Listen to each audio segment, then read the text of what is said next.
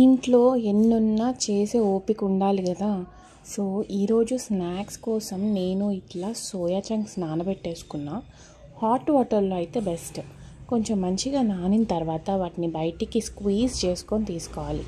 అందులోనే అల్లం వెల్లిపాయ పేస్ట్, బియ్యం పిండి, కొంచెం కార్న్ఫ్లోర్ వేసుకోవాలి. ఈ బియ్యం పిండి కార్న్ఫ్లోర్ అనేది ఎక్కువైపోయింది అనుకోండి, పైన పిండి లేయర్ ఎక్కువైపోతుంది. సో చూసుకొని వేసుకోవాలి.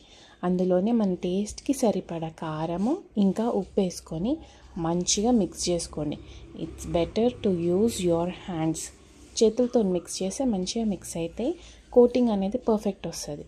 మనకి ఎట్లా కోట్ అవ్వాలంటే సోయా చంక్ అనేది కనిపించొద్దు, కొంచెం పిండి ఉండాలి, కొంచెం విజిబుల్గా ఉండాలి. సో ఇట్లా కలుపుకున్న సోయా చంక్స్లో కొంచెం పిండి గిన్నె తక్కువైంది అని అనిపిస్తే మళ్ళీ ఇంకొంచెం బియ్యం పిండి వేసుకొని కొంచెం వాటర్ వేసుకొని వాటిని మంచిగా కోట్ చేసుకోండి.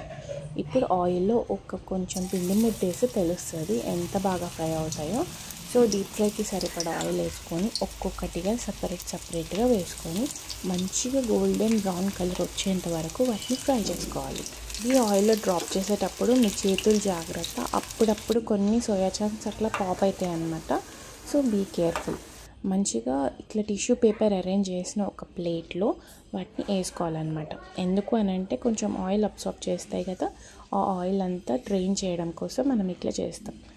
ఇలా చేసుకున్న సోయా చంక్స్లో వేయించిన కరివేపాకు, దానిపైనుంచి కొంచెం చికెన్ మసాలా ఇంకా చాట్ మసాలా యాడ్ చేసుకొని ఒక డ్రాప్ లెమన్ వేసుకొని పిల్లలకి ఇస్తే మాత్రం హ్యాపీగా తినేస్తారు. ప్లేట్ అంతా కంప్లీట్ చేస్తారు. It's a plate full of protein snacks అన్నమాట.